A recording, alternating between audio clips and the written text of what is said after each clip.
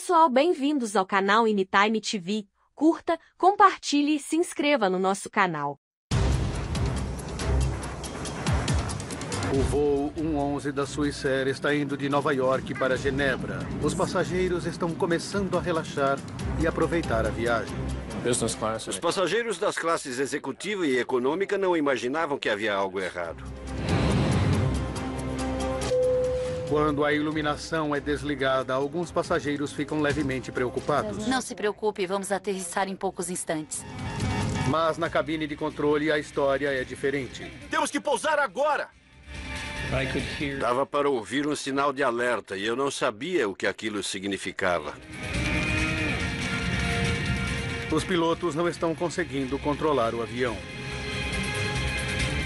Poucos a bordo percebem que lhes restam apenas minutos de vida. Desastres não acontecem simplesmente. Eles são provocados por uma cadeia de eventos decisivos. Vamos desvendar as decisões fatais daqueles últimos segundos, pouco antes do desastre. Segundos fatais. Tragédia no voo da Swissair. Goldensbridge, Nova York. 2 de setembro de 1998. 4h46 da tarde. Ray Romano, pai de 3 filhos, vai viajar a negócios para a Europa. Você já está pronta, querida? Tô quase. Já tá na hora? Está. Ele tinha acabado de se tornar sócio da firma onde trabalhou a vida toda. Ele era um homem bom em tudo. Até a semana que vem. Ligue, por favor. Claro.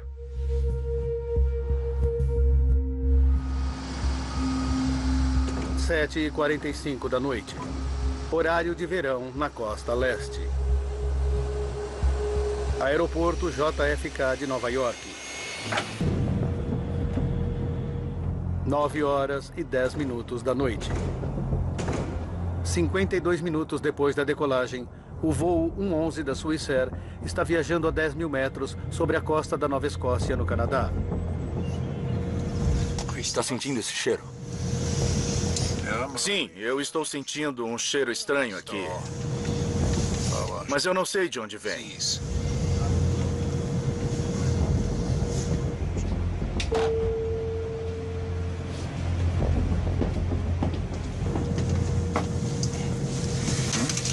Está tudo bem? Você está sentindo um cheiro estranho aqui na cabine?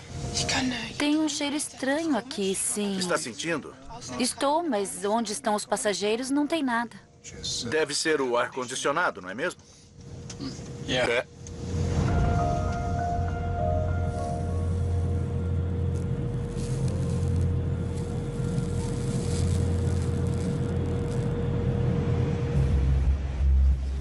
Você vai pintar o foguete de que cor, querida?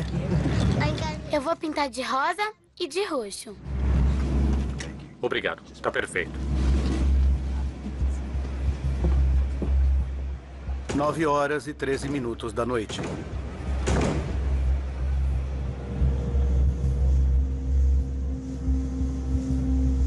Tem planos para fazer quando chegar em casa?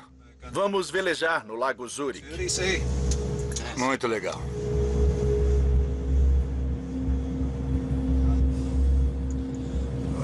Isso aqui não está nada bom. Dá uma olhada. Não está nada bom. O comandante Zimmerman decide pousar para fazer uma revisão no avião. Aqui é o voo 111 da Swissair. Nós temos fumaça na cabine de comando e estamos solicitando um retorno imediato a um local conveniente. Por favor, talvez Boston?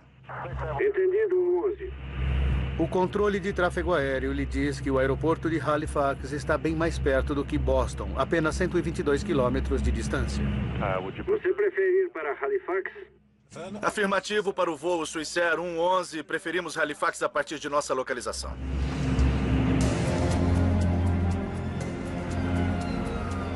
O aeroporto se prepara para um pouso de emergência. A fumaça sumiu. Mas os pilotos ainda querem que o avião seja revisado. Eles usam as máscaras de oxigênio como precaução e iniciam a descida. O comandante ligou os avisos de apertar cintos. Temos um problema com o ar-condicionado que precisa ser retificado antes de continuarmos com o voo. Vamos fazer uma parada no aeroporto de Halifax, no Canadá.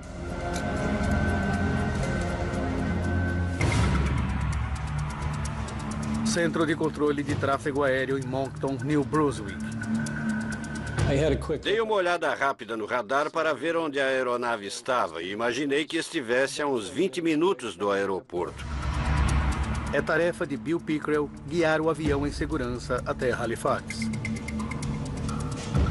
Ia ser uma operação bastante simples. Eles estavam alinhados quase que perfeitamente para uma aproximação direta naquele momento. Swissair 11, boa noite. Posso guiá-los para a pista 06 em Halifax? Sim, o posicionamento para a A6 vai ser ótimo. Swissair 11. Ok. Entendido. Uma aproximação em curso contrário para a pista 06. 48 quilômetros de voo até a cabeceira. Precisamos mais do que 48 quilômetros. Swissair 11, entendido. Vire para a esquerda seguindo a 0130.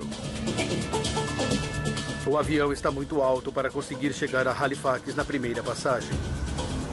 Como regra geral, naquela distância do aeroporto, o ideal seria que a aeronave estivesse a cerca de 3.000 metros. Neste caso, eles estavam a 6.000 ou mais. Os pilotos fazem a volta enquanto vão descendo mais.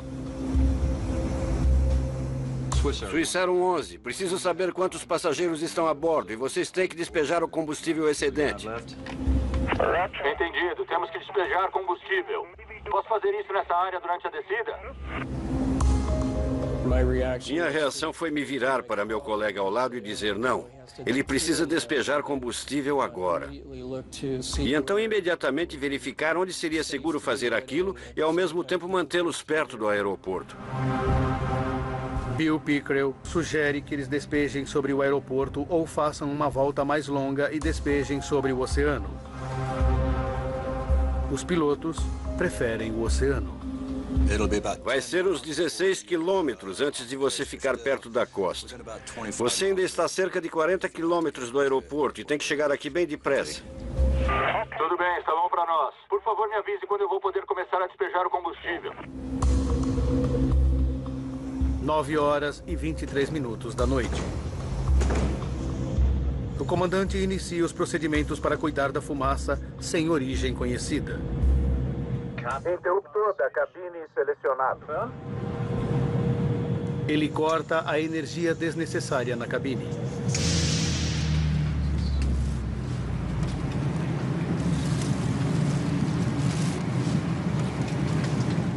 Por favor, devemos nos preocupar agora. Não há eletricidade, o ar está desligado.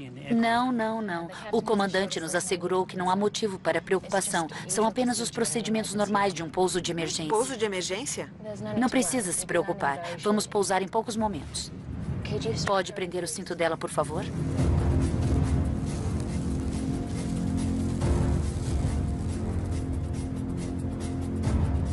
Nove horas e 24 minutos da noite.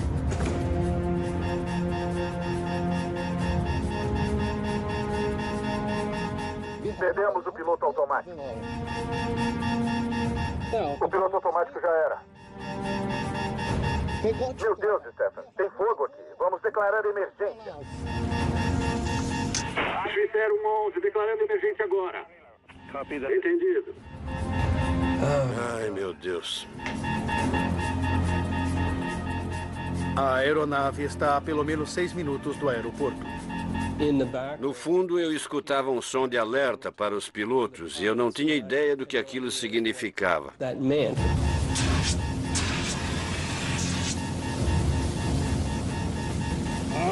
droga! Aqui é 11, estamos começando a despejar combustível. Temos que pousar agora. Swissair 11, entendido.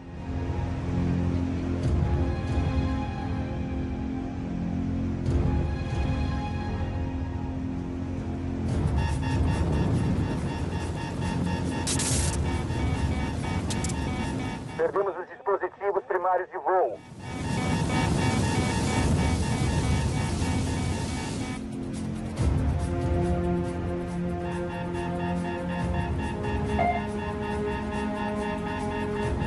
Perdemos o transponder. O transponder já era. Responda, Swissair 111. Toda a comunicação com o avião se perde. Swissair 111, responda. Os controladores de tráfego aéreo só conseguem seguir sua rota pelo radar. Swissair 111, responda. Percebemos que a aeronave estava se afastando do aeroporto e estava seguindo para o oeste, descendo a costa. E então percebemos que algo tinha dado muito errado.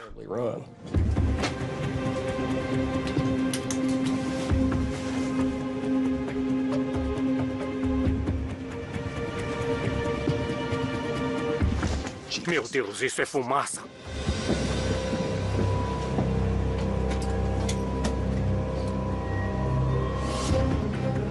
Por favor, temos assentos lá atrás. Siga até ao fundo. Meus colegas vão ajudá-lo.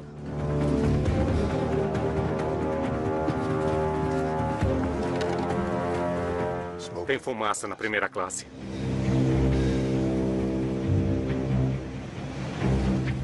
Durante 6 minutos, Bill Pickrell observa a rota estranha do avião.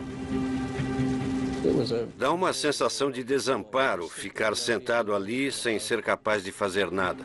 9h30 da noite.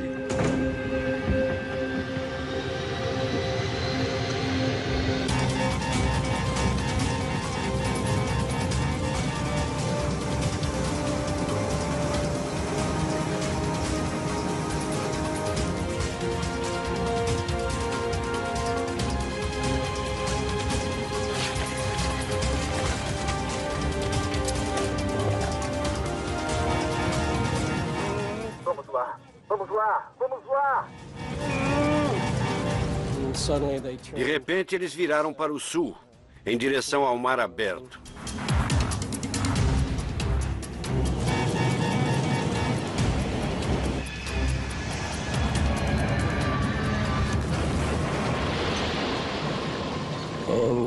E a aeronave desapareceu. Ai, meu Deus, acho que o perdemos. Se está gostando do vídeo, não deixe de se inscrever e deixar o like. Obrigado, galerinha. Continuem agora com o vídeo. Acho que o perdemos. Swissair 111, responda. Swissair 111. Meu Deus.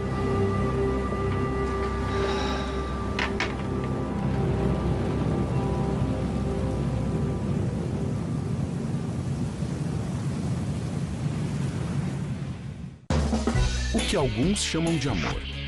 I have this real true love for them. O que outros chamam de beleza. I'm a model. I've been on the front of a magazine. E o que muitos nem sabem nomear. I personally have never seen anything like it in my life before or after. Tabu. Hoje, às 9h30 da noite no Nat Geo.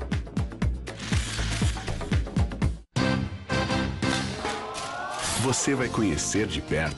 You cannot imagine how much fun we have making rum. Os lugares onde são fabricados os produtos que chegam à sua casa. Com os novos episódios da série de sucesso do Nat Geo.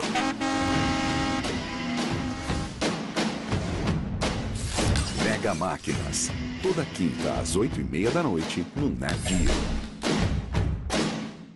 Passa repelente. Nesse calor, tá louco. Off Refresh. Uau, é refrescante. É o fim da dança dos mosquitos. Novo Off Refresh. Proteção duradoura contra pernilongos com sensação refrescante na pele. Uma enorme estrada embaixo d'água. Um porto espacial no meio do deserto.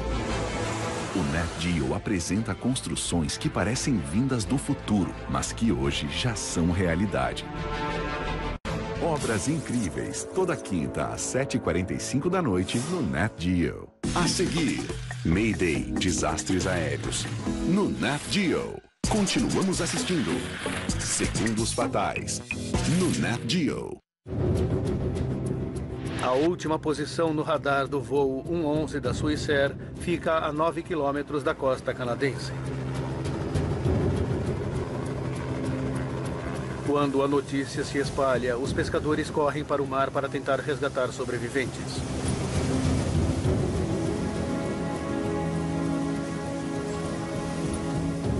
Só pensamos em pegar os barcos à noite e ir até lá para tentar ajudar o máximo que pudéssemos. Era a coisa certa a se fazer. Wayne Manuel leva 1 hora para chegar ao local. Víamos o resto dos barcos que estavam lá naquele momento e sentíamos o cheiro de combustível de avião. E quando nos aproximamos, vimos os destroços boiando.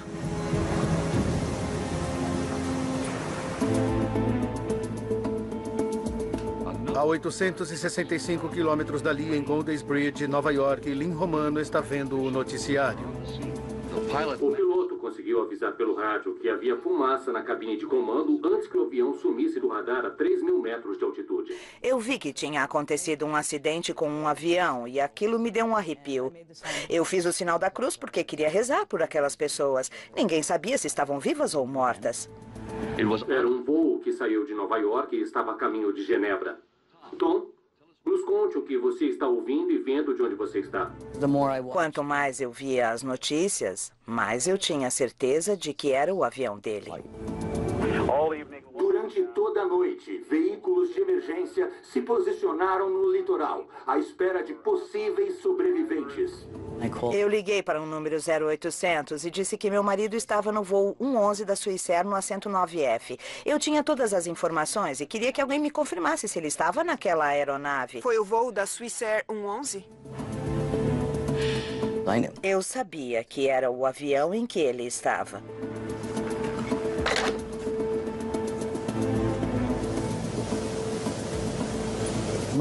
A maior parte das coisas que vimos flutuando eram roupas e pedaços de malas e sapatos.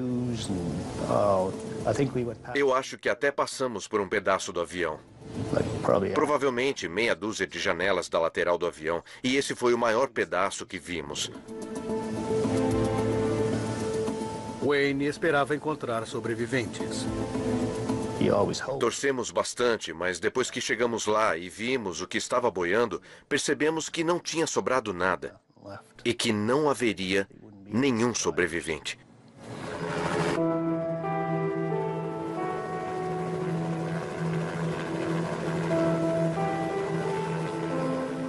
A terrível notícia é confirmada de manhã bem cedo. Todas as 229 pessoas a bordo do voo 111 da Swissair tinham morrido. Eles simplesmente me disseram que não havia sobreviventes. E eu não me lembro de quase nada depois daquilo. Parecia que minha alma estava sendo sugada para fora do corpo.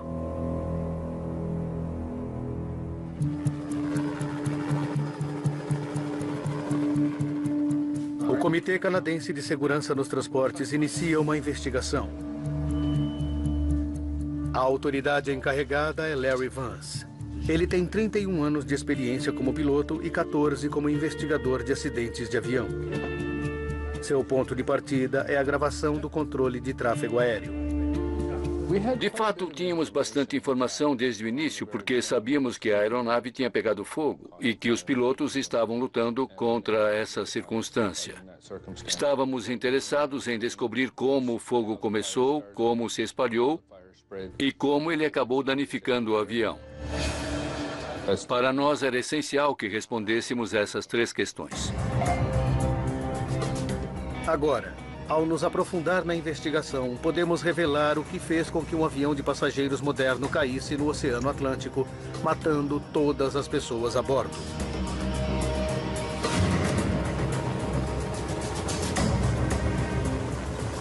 Antes que os investigadores consigam estabelecer o que provocou o incêndio no voo 111 da Swissair, eles precisam recuperar os destroços.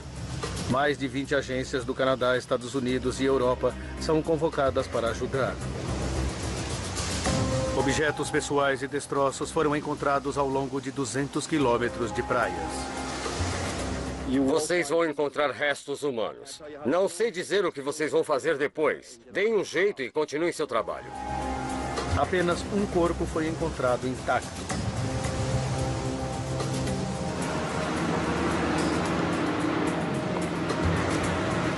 Mergulhadores e veículos submarinos por controle remoto vasculham os destroços a 54 metros no fundo do mar.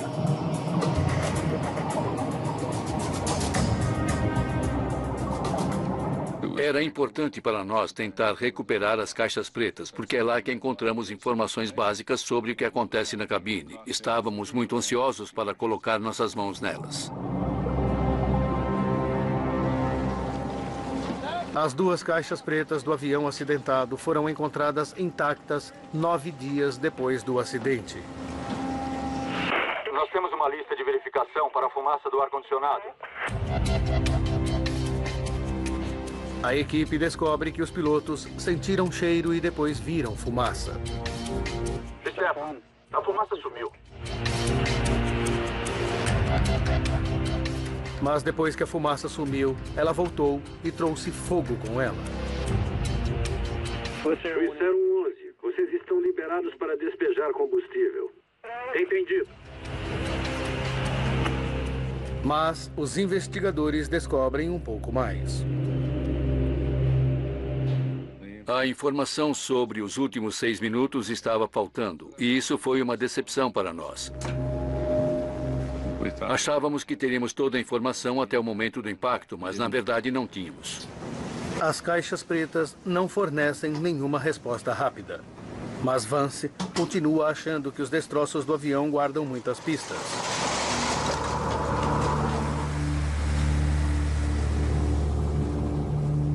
Eles levam meses para recuperar os destroços e os objetos pessoais.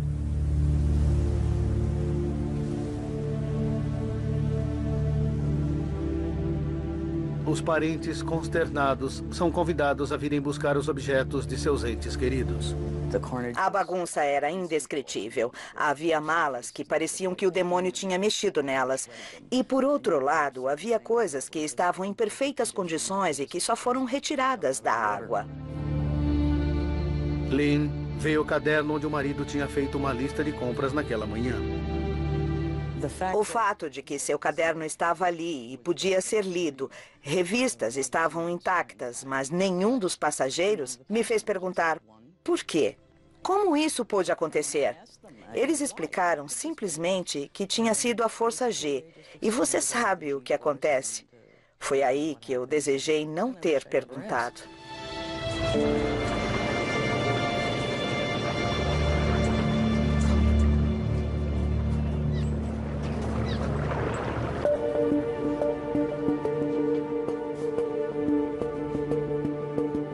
No final das contas, 98% do avião foi recuperado. Porém, estava em mais de 2 milhões de pedaços. A difícil tarefa de encontrar pistas se torna mais fácil porque o avião caiu na água e não na terra.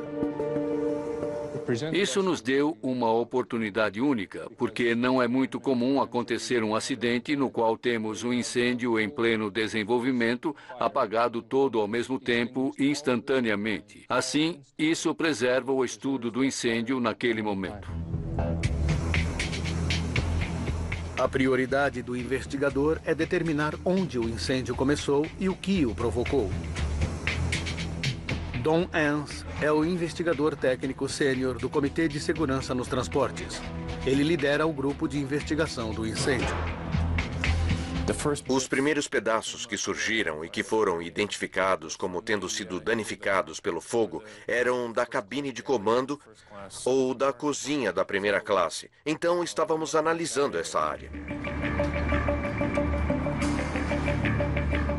Vendo que todos os destroços danificados pelo fogo são da parte dianteira do avião, a equipe decide que a melhor maneira de identificar o que aconteceu é fazer a sua reconstrução.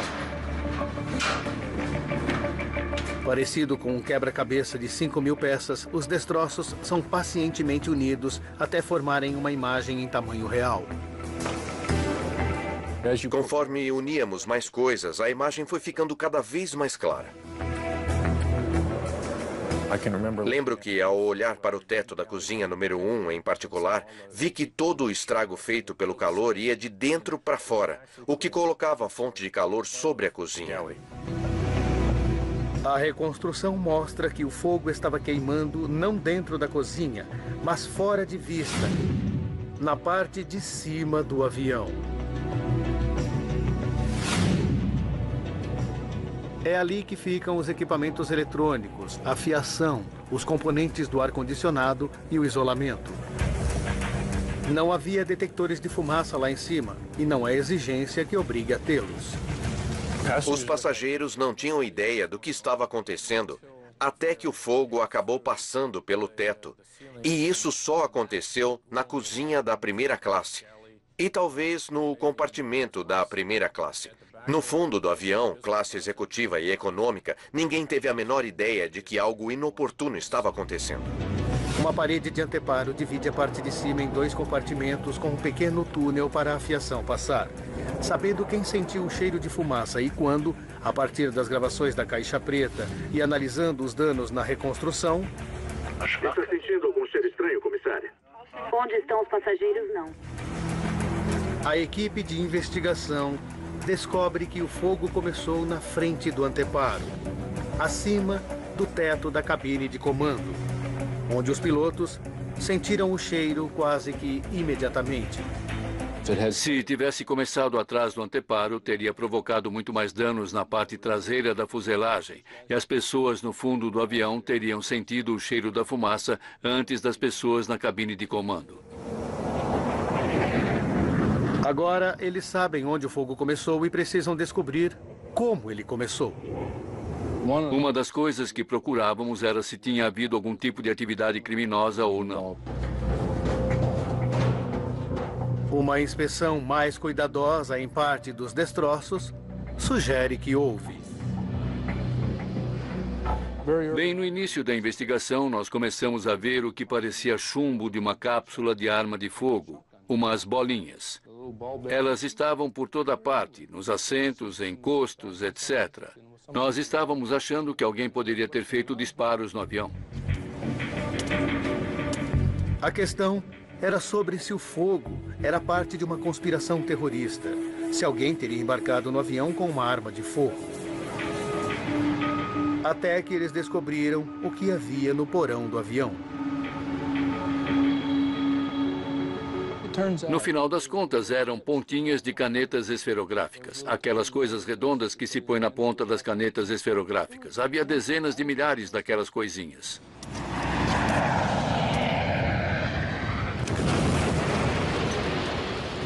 O avião bateu com tamanha força no mar que espalhou as esferas do compartimento de carga por toda a aeronave. Com a eliminação da criminalidade, Vance e sua equipe precisam levar em conta outras causas possíveis para o incêndio no voo 111 da Swissair. Sabíamos onde o fogo tinha começado e que estava localizado acima do teto da cabine de comando, e então começamos a procurar fontes de ignição lá em cima. E logo a mais óbvia que veio à cabeça foi a fiação. O avião abriga 250 quilômetros de fiação. 3.000 peças foram recolhidas do local do acidente. O investigador de acidentes de avião Jim Foote sabe que a tarefa de sua equipe é penosa. Primeiro, eles precisam identificar de onde cada fio era. Os fios B eram basicamente do fundo da cabine de comando, perto da primeira porta. Então, com certeza, esses fios eram interessantes. Queríamos todos os fios que começassem com a letra B. Nós vamos examinar cada centímetro desses fios.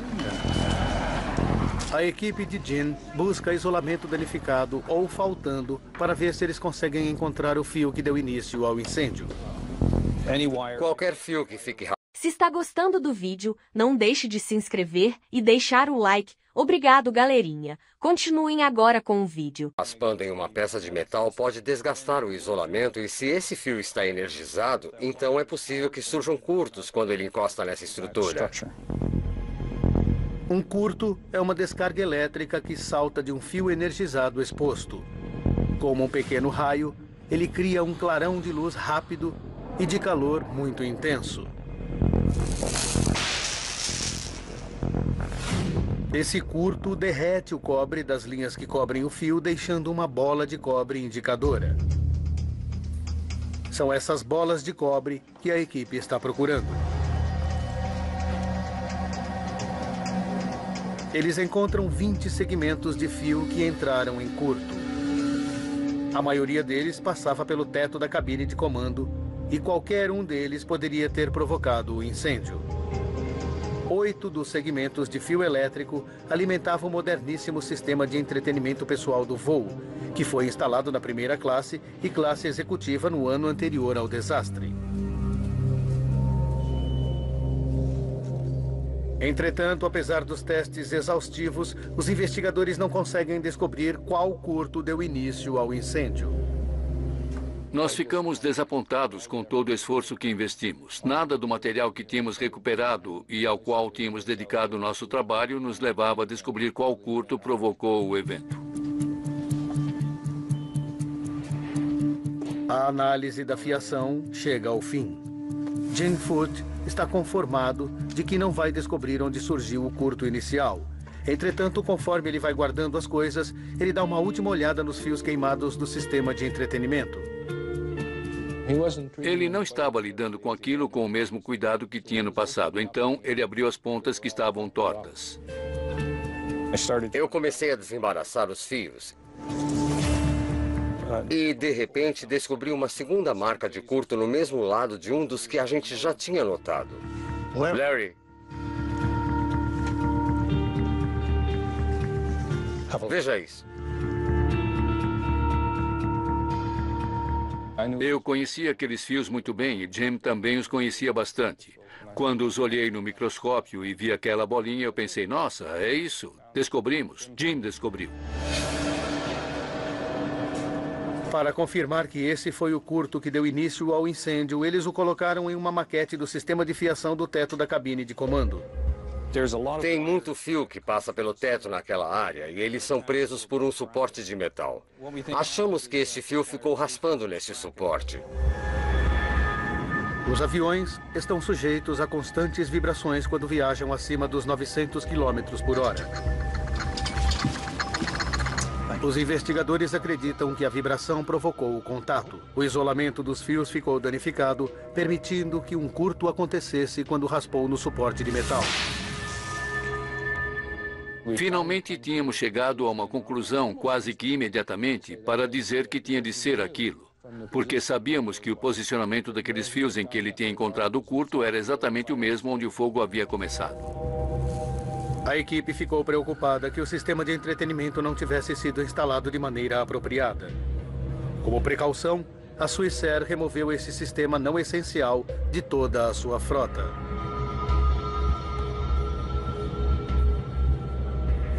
O posicionamento é exatamente o mesmo. Os investigadores tinham descoberto a origem do incêndio no voo 111 da Swissair, mas havia mais perguntas que eles queriam responder. Eles sabiam que os pilotos não conseguiriam evitar o incêndio, mas precisavam saber se eles poderiam ter evitado o acidente. Como investigadores, temos de dizer em que circunstâncias aqueles pilotos se encontravam e que os obrigou a fazerem o que fizeram, provocando a perda da aeronave. Vance e sua equipe esmiuçam as decisões que eles tomaram nos minutos antes do impacto. As gravações da Caixa Preta lhes contam que a cabine de comando fica cheia de fumaça e fogo momentos depois que os pilotos desligam a energia desnecessária onde ficam os passageiros. Uma das coisas que eles acabaram desligando foram os ventiladores de recirculação que ficam nos fundos. E isso mudou todo o fluxo de ar para o incêndio. Esses ventiladores puxaram as chamas através do anteparo para longe da cabine de comando. Depois de desligados, a chama mudou de direção. Ela simplesmente fez assim. Mudou imediatamente. O fogo que queimava sobre a cabine de comando desabilitou os sistemas essenciais da aeronave. Temos que pousar agora! Ele inutilizou quase todos os instrumentos que os pilotos usam para controlar a aeronave, pilotá-la e mantê-la no prumo. Subir e descer, todos esses instrumentos começaram a falhar praticamente ao mesmo tempo. O avião, com problemas, não tinha mais condições de voar. Não podemos culpar os pilotos por desligarem a energia desnecessária. Eles estavam seguindo os procedimentos da Swissair para cuidar de fumaça de origem desconhecida. Existe uma decisão que os pilotos tomaram minutos antes da queda que provocou vários eventos críticos. Ainda existem dúvidas sobre se os pilotos demoraram demais para tentar um pouso de emergência. Os investigadores dizem que eles mudaram a rota para ir a Halifax, mas depois mudaram de novo para despejar combustível no oceano. A opção dos pilotos em despejar o combustível aumentou os minutos de voo. Era um procedimento que eles poderiam ter ignorado. Os investigadores querem saber se este atraso custou a vida de 229 pessoas que estavam a bordo. Então, qual era a altitude inicial deles? 10.000 metros. Eles calculam que para uma aproximação direta a Halifax, os pilotos deveriam ter começado sua descida no momento em que solicitaram retorno imediato. Mas naquele momento eles não sabiam que o aeroporto de Halifax era uma opção. Além disso, um avião em pleno funcionamento precisaria de 13 minutos para fazer a descida. E o deles só tinha capacidade de voar durante 10. Quando eles decidiram despejar o combustível, não iam mais conseguir chegar a Halifax. Eles iam cair em algum lugar. A decisão deles em despejar ou não o combustível não iria fazer diferença alguma sobre o fato de que eles iriam viver ou morrer. O comandante Urs Zimmermann e o primeiro oficial Stefan Lowe são isentados de qualquer responsabilidade pelo acidente com o voo 111 da Swissair.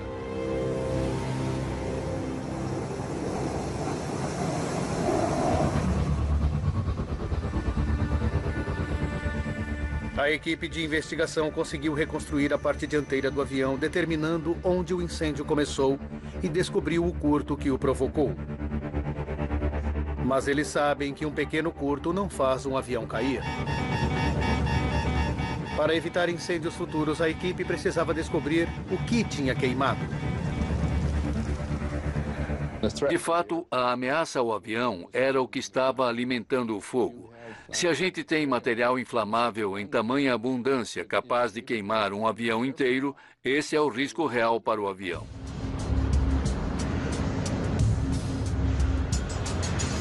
Todos os materiais nos aviões americanos precisam ser submetidos a um teste de inflamabilidade feito pelas autoridades federais de aviação americanas antes de serem usados. Mas alguma coisa na parte de cima do Swissair 111 era claramente inflamável. Não consigo pensar em nada naquela área que pudesse promover um incêndio. Sua atenção é atraída para um material metálico brilhante que cobria o isolamento de fibra de vidro, o politereftalato de etileno, mais conhecido como mylar metalizado. Nós recuperamos parte do material da manta de isolamento, o mylar metalizado flutuando no mar. Havia pequenos pedaços dele, como imaginamos, e eles mostravam marcas de queimadura. Dava para ver que tinham pegado fogo. O mylar metalizado foi instalado em 699 aviões americanos registrados. Se foi ele que alimentou o fogo, todos eles estavam correndo risco. Tínhamos uma boa quantidade dele que conseguimos recuperar, que não estava queimado, e de onde tiramos um pedacinho e o colocamos no chão do hangar e acendemos um fósforo nele. Ah, meu Deus! Veja isso! É incrível! E imagine, queimou feito louco. Muito inflamável. E nós pensamos, cara, este avião está cheio dessa coisa. Larry tem quase certeza de que o mylar metalizado alimentou o fogo do Swissair 111. Sim, achamos que descobrimos o que pode ter sido o problema. Eles informam as autoridades da aviação imediatamente. Elas tinham testado a flamabilidade do mylar metalizado há mais de 10 anos e tinham aprovado o seu uso. Uma das coisas que fizemos foi analisar a história desse mylar metalizado para ver se tinha havido chances de identificá-lo como um material perigoso.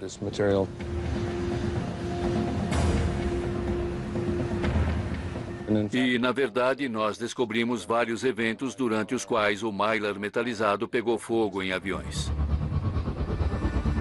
Em consequência desses incêndios, o fabricante de aviões McDonnell Douglas sugeriu que o Mylar metalizado deveria ser retirado de todas as suas aeronaves. 4 anos antes do acidente com o voo da Swissair, as autoridades americanas tinham testado novamente o Mylar metalizado e descobriram que ele era inflamável, mas elas não o proibiram. O fato é que nenhum deles tinha provocado a perda de vidas. Se um desses acidentes anteriores tivesse resultado em uma quantidade de mortes, se tivessem que contar corpos, talvez as autoridades tivessem tido uma reação diferente. A FAA agora tinha corpos para contar. 229. Eles testaram novamente o Mylar metalizado, sujeitando-o a condições de voo muito mais realísticas. Ele falhou. A FAA deu às companhias aéreas americanas 4 anos para retirá-lo dos aviões. Sabemos que obtivemos resultados porque havia sangue no mar e havia uma quantidade de mortos. Assim, as pessoas prestaram atenção naquilo e conseguimos dar um passo à frente com nossa preocupação com a segurança, conseguindo que ela fosse aceita. A investigação sobre o voo 111 da Swissair foi a mais longa que o Comitê de Segurança nos Transportes canadense realizou. Foram necessários 4 anos e meio para completá-la.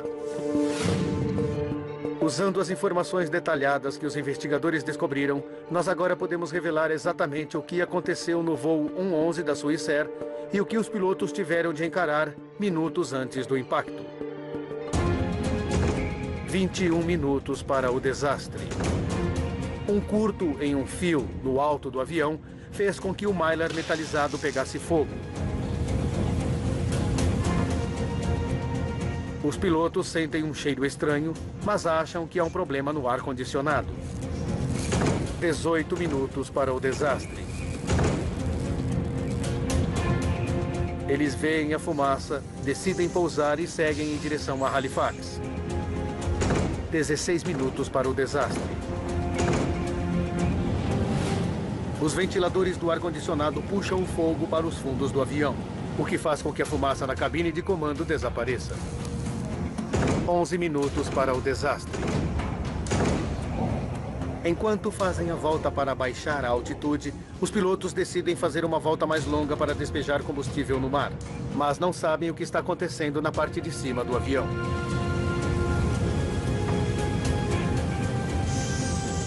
8 minutos para o desastre. O comandante resolve cortar a energia desnecessária, desligando os ventiladores do ar-condicionado e permitindo que o incêndio se alastre bem em cima da cabine de comando. 7 minutos para o desastre.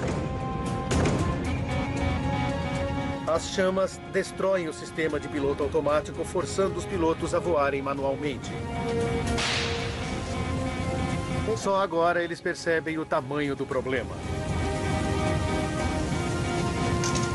Os investigadores suspeitam que o comandante Zimmerman tenta apagar o incêndio, deixando o primeiro oficial Lowe pilotando o avião avariado. 6 minutos para o desastre. O fogo anula os controles de voo, a comunicação com o controle de tráfego aéreo e as caixas pretas. Em um calor escaldante, o primeiro oficial Lowe luta para manter o controle, mas o avião não tem mais condições de voo. 1 minuto para o desastre.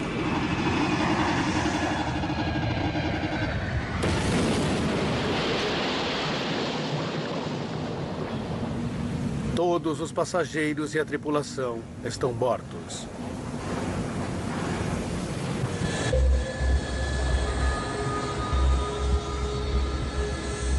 Para evitar mais perda de vidas, o Comitê de Segurança nos Transportes canadense fez algumas recomendações. Muitas foram adotadas no mundo todo pela indústria da aviação. Eles sugeriram que os procedimentos para se lidar com fumaça de origem desconhecida fossem repensados. Nossa recomendação foi: se houver fumaça ou cheiro de fumaça em um avião, é preciso admitir que existe fogo fora de controle até que se prove o contrário.